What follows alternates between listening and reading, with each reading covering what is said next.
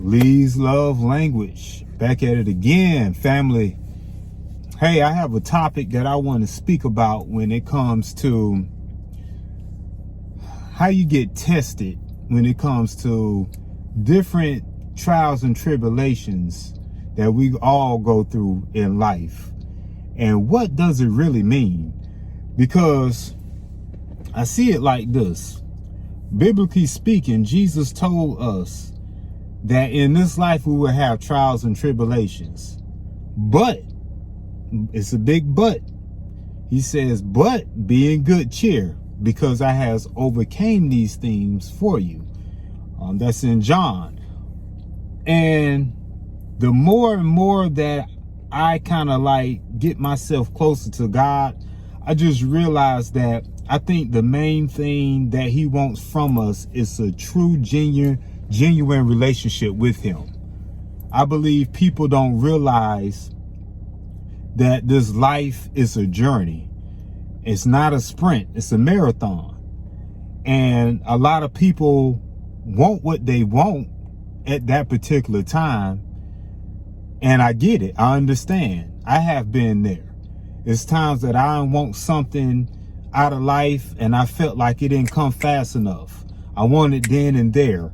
I believe in society nowadays, everything got to be like a microwave. You put it in, hit the button, and it's out. There's no more putting it in the oven and let it simmer for hours so it just come out, meat falling off the bone. We just want something fast. And I'm realizing that it don't happen like that a lot of times. I believe people have to grow in all kind of areas in their life, whether if it's love, whether if it's patience, whether if it's kindness towards people, or either just getting out of your way. You're always doubting yourself. You're always down on yourself. You feel inferior. I mean, all these things, I believe it's called transformation. It's called renewing your mind daily. It's not a one-time event. It's an everyday process to renew your mind, because you are bombarded by all kind of different, negative thoughts and things from the news and what you hear from your co-workers or from family members, these negative things that you always constantly hearing day in and day out. So let me tell you, if you always hearing those things day in and day out, what you have to do to replace those negative thoughts? You have to, because it will fester in your mind frame, and the arena of faith is one in the mind. So this is why God tells us, keep our mind stayed on him and he'll keep us in perfect peace. I'm a firm believer of that, and it definitely has worked for me, and it will work for anybody. You just have to apply it to your lifestyle. Just like it'll work when it comes to negative thoughts, negative talking. You're around negative people, which gives negative energy. Then you find yourself in a negative space. And you feel like you're going down a negative road. So it works both ways. So I just believe that it's teaching us. When I say us, I'm just talking about human beings in general, of how to become better in our character. Like I said before, things is made to change from the inside out, not from the outside in. People is looking for, material things or money, or somebody to validate them. All those is external things. That's not what we are looking for. Those things are temporarily. They're only temporarily. They're only going to last to give you happiness for a quick second. Then it's out the door. But true peace and true joy comes from within. And knowing how God created us, he created us in his image and his likeness. So meaning, if he's created us in his image and likeness, that means that we are powerful. We're more powerful than what we think we are. a lot of people haven't grasped that quite yet. And I actually grasped it to a degree. I'm still learning myself, but a lot of things that I have learned, I have applied it to my life, and I have seen things work totally different in my life than in the past. And I'm still on a journey of learning. I'm still on this journey of building my character, just becoming better, just as a husband, a father, a son, a friend, all those things I'm asking God just to help me in, when it comes to me personally. So I just believe whether if you just looking for love, if you're looking for someone to validate you, first you need to validate yourself. You got to validate that you are, worthy of being loved. You got to love yourself first before somebody else can love you. You got to feel like you confidence in yourself before somebody else can see confidence in you. You got to know that, prosperity is yours. And when I say prosperity, I'm not just talking about money, not just talking about material things. Prosperity goes a long way. Prosperity comes with when your health is prosperous. The Bible speaks of your soul being prosperous. It comes with relationships. Your mind is prospering. Your mind is at peace, is at ease. You're not feeling worried. You don't have the anxiety feeling. So prosperity comes in different aspects of life as a whole. So not just talking about the money wise, but so many people is focused on money, and I get it. It is a necessity in life to live, but it's not the most important thing in life. The most important thing in life is having good relationships and having a good health. You're in your right state of mind. You can get up in the morning and you can walk. We take that for granted. You can talk like I'm doing. I'm speaking with you all at this time. You can hear, you can see. These are the certain things that we look at it like is little, but what if you couldn't see? What if you couldn't hear? What if you couldn't talk?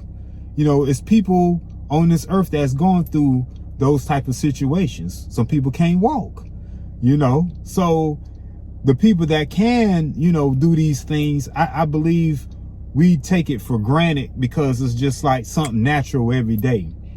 And I believe that we have to be more thankful and more thoughtful that, we can do these things that some people can't.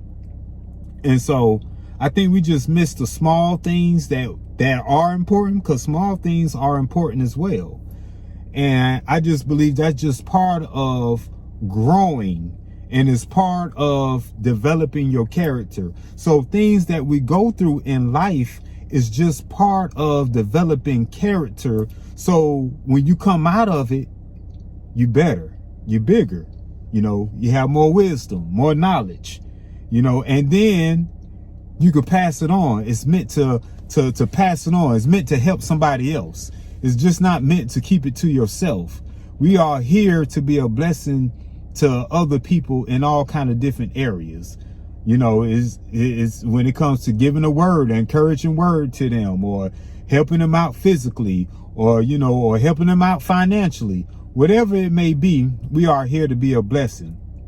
And I just believe that a lot of people just miss the important things in life because their focus and their attention is not on the right thing. It's on the wrong thing. And whatever you give your focus and your attention to the most, it grows. That's just the way we are created. It's how God set things up, that we are created to focus on primarily important things rather than the things that we think that is important. And I guess you're asking, what you mean by that? Well, it's kind of like what I just said. A lot of people are so much focused on material things, and there's nothing wrong with having material things. God created these nice things, but it's all about your heart. Where is your heart at? that's where your treasure would be, is where your heart is at. So if your heart is always on got to get more, got to get more, got to get them, got to get more, got to get more material, more money or whatever, then your heart is in the wrong place. Because at the end of the day, money is temporal. It's temporarily. You know, you can't take it with you when you leave here. You can't. So why not, you know, use that money as it's a tool, it's a spiritual tool to be a blessing to somebody, you know, somebody that is in misfortune, help them out, or, you know, give, or, you know, invest. Because at the end of the day, you know, you're not going to be here forever. You know, since we in a temporal world, why not create wealth for your kids?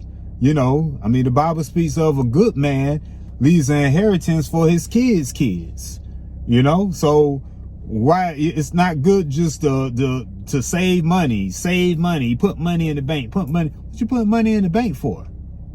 Not saying there's nothing wrong with saving, but what are you saving for? Are you saving or whatever to invest so you can create generational wealth? Are you you just saving just to put money in the bank and say you have money in the bank? Doesn't make any sense. So it's a scarcity mindset, by the way.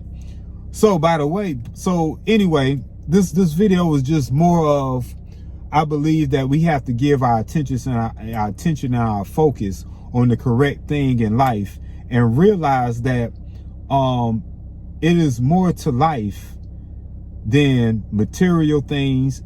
And I believe that life in general is for us to keep growing, keep maturing. And when things happen in your life that's unexpectedly, that's just an opportunity or whatever to trust in God and be like, God, okay, I know this is happening, and I know you know it's happening. What do you want me to do in this situation? And what is this defining my character, to becoming a better person, me learning more, me, you know, trusting in you more, whatever that may be. You know, it's just all about the character. And so I just want to just leave this video or whatever, because I believe that it's a lot of people out here that's just thinking about they stuck. They don't know what to do in life. And I get it, because it's times that I have those moments or whatever, like, okay, what's the next move? But then I have to realize that I do have a God of love, a God who want to see the best for me, a God that's not against me, but he's for me, you know. So even them tough circumstances, I tell those circumstances who the God I serve, you know, that my God is bigger than the circumstances, whatever that may be. Is no circumstance or no situation that's bigger than God. So I just want to leave that off. Just concentrate on being a better person, treating people or whatever with dignity, with respect, you know, and with love. That's the main thing that God looks at when it comes to relationships. So once again, Lee's love language, back at it again, and be back for you.